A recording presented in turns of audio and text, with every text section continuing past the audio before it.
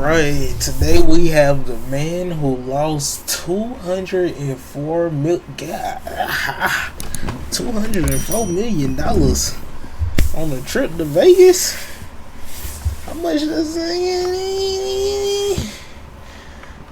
In 2007, 20% of Caesars Palace Casino revenue came from one single person, Terence Watanabe. Born 1957 in Omaha, Nebraska, Terence began life as the son of Harry Watanabe, who founded one of the most successful carnival suppliers in American history, called the Oriental Trading Company. At the age of 15, Terence began working for his father, and by the age of 20, Terence had been given the role of CEO, after which he'd add an incredible amount to the business. By shifting the focus toward party products, Terence was able to grow the business from 17 local stores to a company generating $25 million per month. The only problem was Terence had spent most of his life doing so and had therefore experienced almost nothing outside of work. The job was all-consuming, say former associates. He traveled for long stretches of time examining merchandise in Asia. He never married. His sister and others who know him say they don't believe he ever had a significant romantic relationship. This was his life, that company. It engulfed him. Having burnt out by the age of 4. Nobody to share it with. Nobody.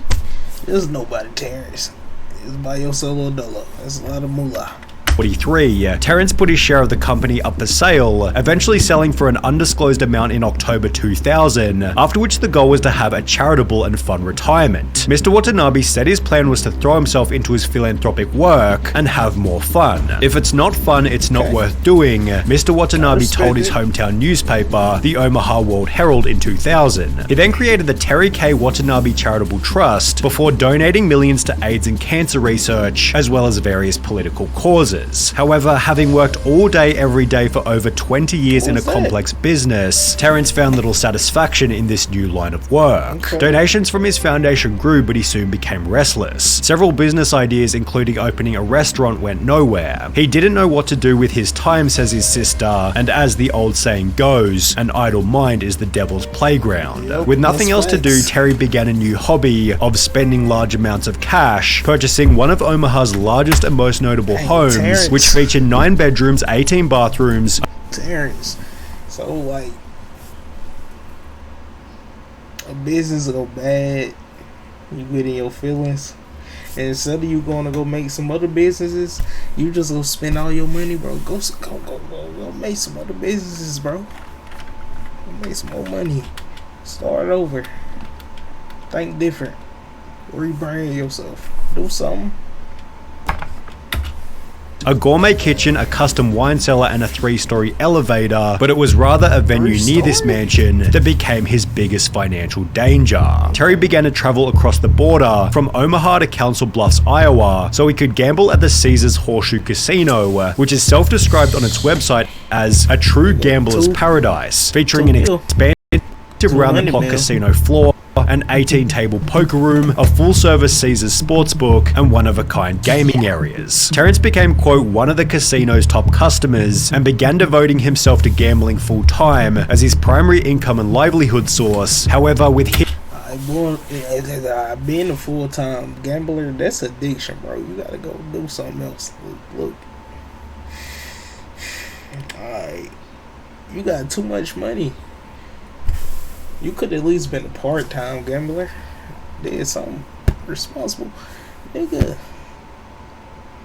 Where is his business finance people at? Yeah, it's people handling his business, his money and all that, his books. Nigga.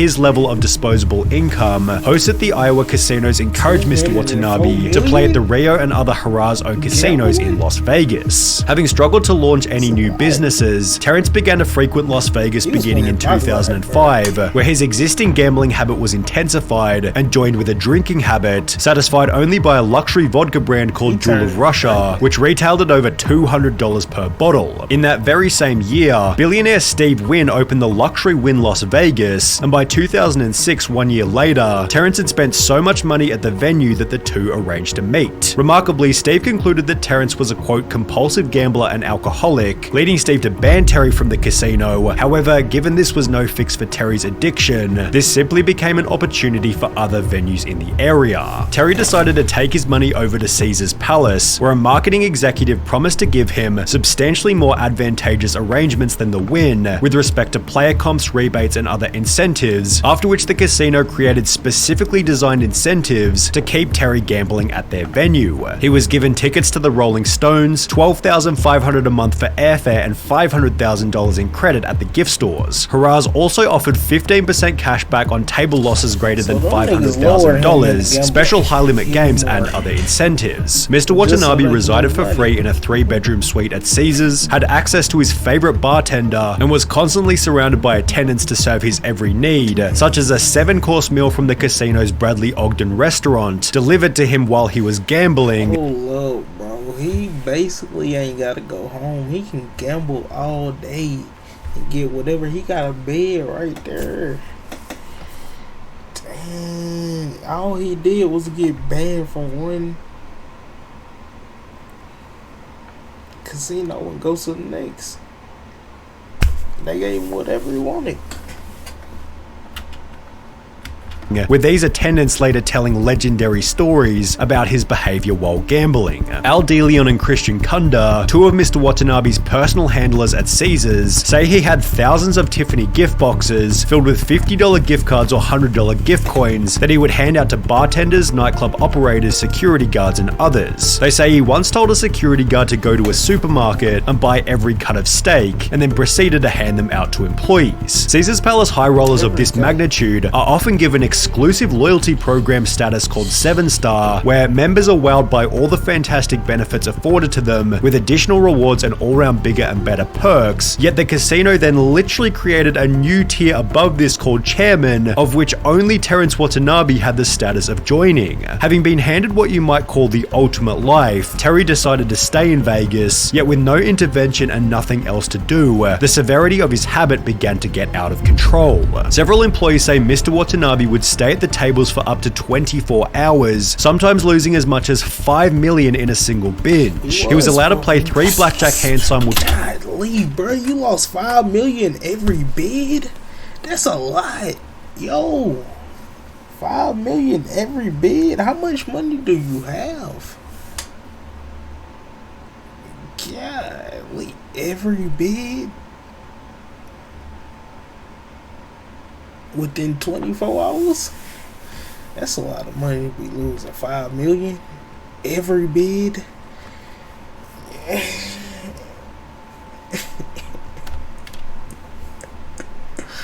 And nigga whole family in debt because him.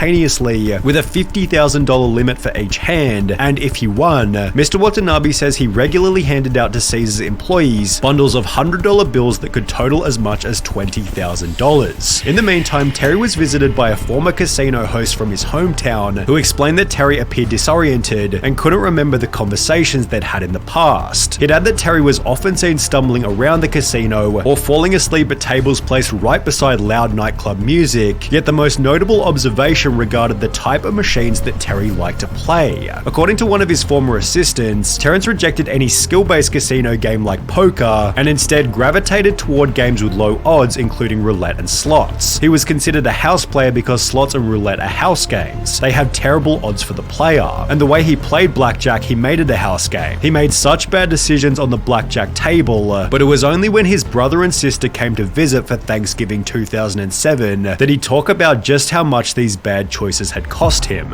In the 11 months since the beginning of the year, Terrence Watanabe had lost $127 million. Under the assumption that Terry had more money somewhere, the casino then gave him a $17 million loan, although this by itself should have been a sign that Lee, bro, you wasted $100 million, and then they gave you a $17 million loan. They already knew you. That's why they gave you all this stuff, bro.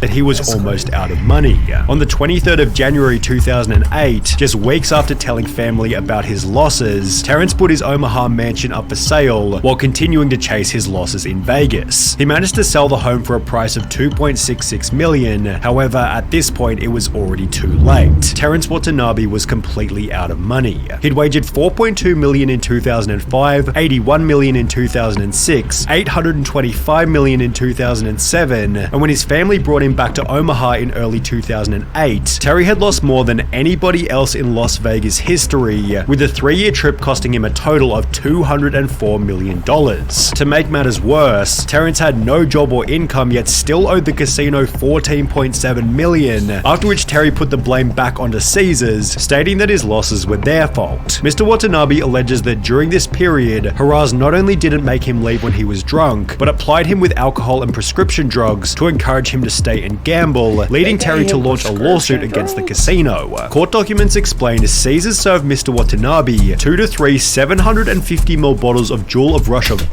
Hey, the Caesars is a dangerous place, bro. They get just man alcohol, prescription drugs, women, free money that he was gonna lose. Bro, they probably set it up for him to look. Vodka per day, every day. No Caesars employee ever limited or cut off Mr. Watanabe's drinking, despite the fact that he was almost always visibly severely intoxicated when he was being served while gambling. On at least one occasion at Caesars in 2007, a concerned companion of Mr. Watanabe, Stuart Mitchell, pulled aside his cocktail waitress and pled with her to water down Mr. Watanabe's drinks. The cocktail waitress refused and curtly responded, "Terry gets whatever he wants." Mr. Watanabe had at least 2 drinks at his table at all times. Ooh, that's bad on the Caesars for real. It's if somebody asks him to water down his drinks and the bartender like, nah, just drown that nigga in full on liquor. Don't even put no juice in there, no water. What do you need water for? He ain't even eating. Just give him liquor and gamble, pills, liquor and gamble, pills.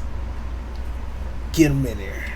So that he could be kept in a constant state of intoxication while gambling. Mr. Watanabe's photographs were posted in the employees-only section of the casino in order to ensure all employees recognized him and never refused him anything. Caesars employees never attempted to limit or cut off Mr. Watanabe's drinking or restrict his gambling because they understood that any interference with his drinking or gambling could cost them their jobs. In response to the lawsuit, a spokesperson for the casino stated, "We're in the gambling business. We had no reason to believe that Terry Watanabe was anything other than a big player with huge resources who made an adult decision to bet the money he did. Are we going to provide an environment that keeps him very happy? Of course we are." The casino then launched criminal proceedings against Terry, meaning that on top of everything, he was now facing up to 28 years in prison for the unpaid $14 million. An article was then published in the months that followed, announcing that both Terry and the casino had each dropped their lawsuits. However, Terry's life never recovered afterwards. My name is Terry Watanabe. I've been diagnosed with prostate cancer. On the 29th of July 2017, Terry announced that he had cancer, hoping to raise $100,000 on GoFundMe for treatment, with a description reading, "I've accepted my situation and do not pity myself. But my hope is that you'll find it in your heart to forgive me for my past and help me live long enough to help others in the future." Attached was a video talking about how bad things have become. I unfortunately don't have the funds to survive. I'm almost homeless. I have no medical insurance. Although despite this, he was unable to reach his goal, yet still managing to raise an impressive $28,000. In January 2020, Terry joined Twitter before stating, "Today I try to live a good life and be a good man. Despite my past flaws and mistakes, I've always sought to do good and help people. I hope I can still have a positive impact on those in the future by sharing my story, both highs and lows, funny and sad moments," showing that Terry, quite impressively, now took full responsibility for his own mistakes. This was sadder than Patrick CCC.